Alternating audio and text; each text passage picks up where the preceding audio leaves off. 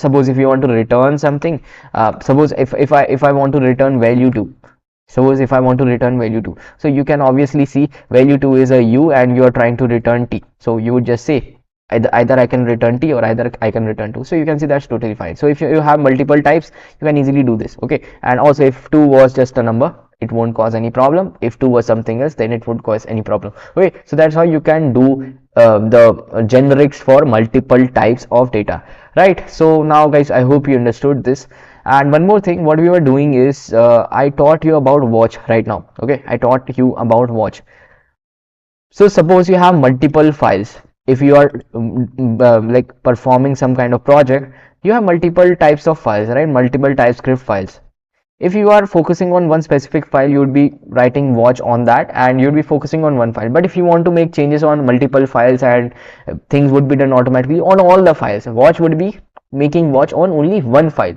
So if you want to make a watch on all the files, what you can actually do is you can just right click here and first of all open an integrated terminal. Now I'm actually in this directory, right?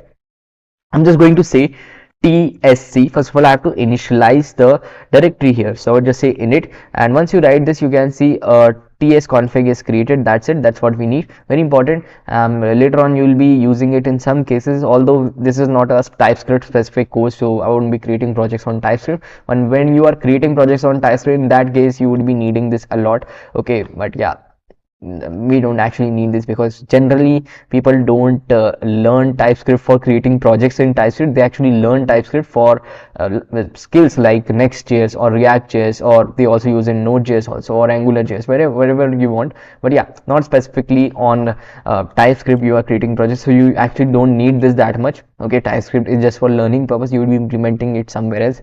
Okay, like, but let me just show you what I mean by watch. So suppose I want to keep a watch on all the files. That means any single change on any of the file would be counted. Okay, that means if I just talk about the previous approach, what did we do is, suppose we made a change here, we were watching on this file, so change would be done. But suppose now if I made a change here, we are not watching on this file because we are already watching on this file, so I can't watch on other file using the watch flag which we did. Okay, like this, we simply wrote it like this, right? So we are watching on enum tut, we can't have a watch on other files at the same time. So to actually have a watch on all the files, what I can actually do is, I'm inside this, right? I'm inside this. So I would just say tsc and I would simply write watch. So what it would do, it would actually have a watch on all the files. So right now you can see that we have tuples. So we have tuples. So automatically tuples, you can see automatically this is created. I didn't create this, right? Automatically call signature was here, and similarly enum tut is here. So you can see that all the files would be updated. Suppose now if I make a change here, suppose I would just say that I want to just remove this. I just want to remove this. What would happen? So you can see in tuple tuts, it's already gone, right? It's already gone. So yeah, it's very beneficial. If you want to do anything, you can easily do this, and yeah, that's totally up to you. And you can see unnecessary code is also removed from here. You can see you can't see the type of car since it's not used in this file, so it would be actually removed from here. Okay, but yeah, you can always see the comments. So yeah, again, if I make a change in enum tut, suppose if I just remove this, so what would happen? You can actually see that yeah, from here also my user2 is removed, although we made user. Yeah, now similarly if I want to make a change here, I would just remove it from here, and you can see now everything is gone. So if I just show you call signature, you can see that yeah, changes now are happening at the same time. That means you are actually having a watch on all of them at the same time, right? So now guys, I hope you understood this, how to actually have a watch on multiple files at the same time. Now one more important thing, you can see that yeah, we have all the JavaScript and normal files, normal TypeScript and JavaScript files in the same destination. Suppose I have a destination named as, generally it's the folder structure, so I would just say we have a dist. Okay, we have a dist directory. When we have one more directory, that is src. So src is generally the directory where you write the code, and dist is actually all the converted files. So suppose I just want okay, let me just first of all close this watch. Okay, then I would just say I have tuples tut, then we have enum tut, and then we have call signature tut. I would just cut this. I want it to be inside src. So you can say I have inside this src. Now I would just delete my JS file from the root. Okay, so I would just delete this, And what I want is, generally what happens if you run a watch here, what would happen? Automatically JS file would be created, but I don't want to create JS files here. I want to create my JS file inside dist. That means some structure. So what you can actually do is, here in this, inside this, you can actually search for a term that is root. Okay, so you can actually search for this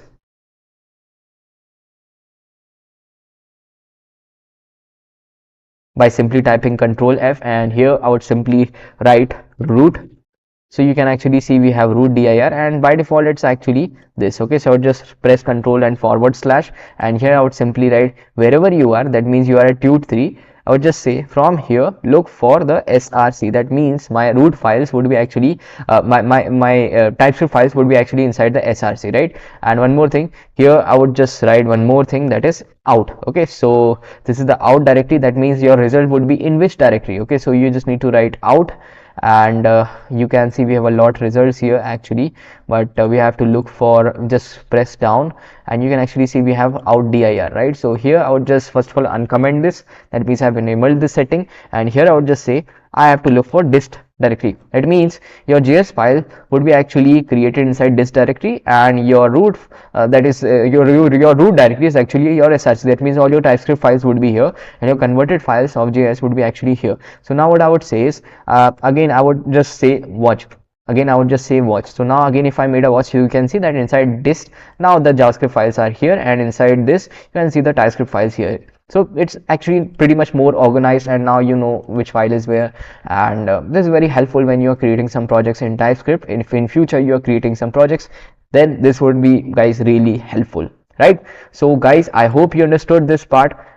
Now we are going to discuss one more important part, that is object oriented programming in TypeScript. Okay, so this is the last part which we actually need to cover, and rest everything is actually covered in TypeScript. TypeScript is not that much long, so yeah, you can easily learn this. So now guys, what we're going to do is we're going to talk about oops. So I'm just going to create a file, oops tut.ts. Okay, so once you create this, automatically you would see that oops tut.ts has been created, right? So here you can just say, first of all, like it's similar to the object oriented programming which you have learned in JavaScript. So it's same as that. So if you have learned that, it's really great, because that's a very important concept. So please learn that. Like you can watch my video which I have created, one shot, or you can watch some specific courses. Okay, so now here if I talk about oops, so in TypeScript, as in many other programming languages which support object oriented programming, classes are fundamental part of oops. Okay, so I hope everyone know what is a class. So it actually enables you to create blueprints of objects by defining their structure and behavior.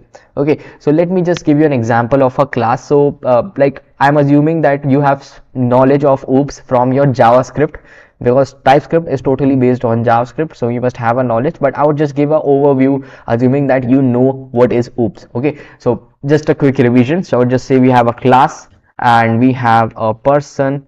Okay, so I would just say my person would be like this, and I would just say suppose we have a first name of that person. Okay, we have suppose first name of that person, and then similarly we have last name of that person. That's what we have defined here, and you can actually see we are having some issues because we don't actually have any initializer. Okay, anyways, so these are the properties. So here I would just write it as a property, and you know that it's actually like object. Okay, you are defining properties to your object, right? So this can be value, key and value, right? So these are the properties of your suppose object. Then we would have a constructor function which actually allows us to give them values. Okay, so I would just say when I want to just do something, like for example I want to create a person one. Okay, for example I would just create a person one, and it's having first name and last name. So you can simply say I'm just creating a constructor.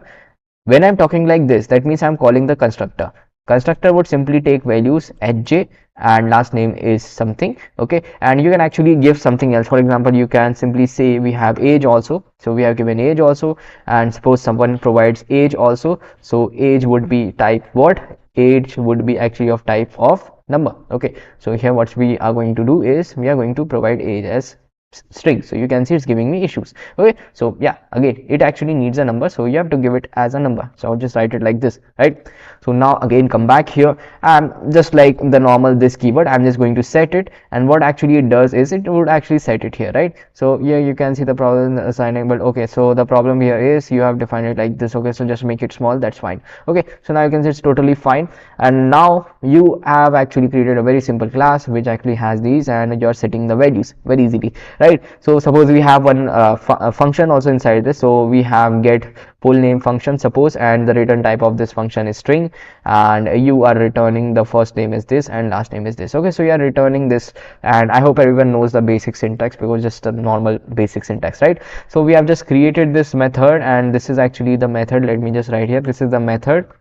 You are going to write methods like this, and this is again the constructor. Okay, so yeah, properties, constructor, and methods, all these actually make up your class, right? Very basic overview.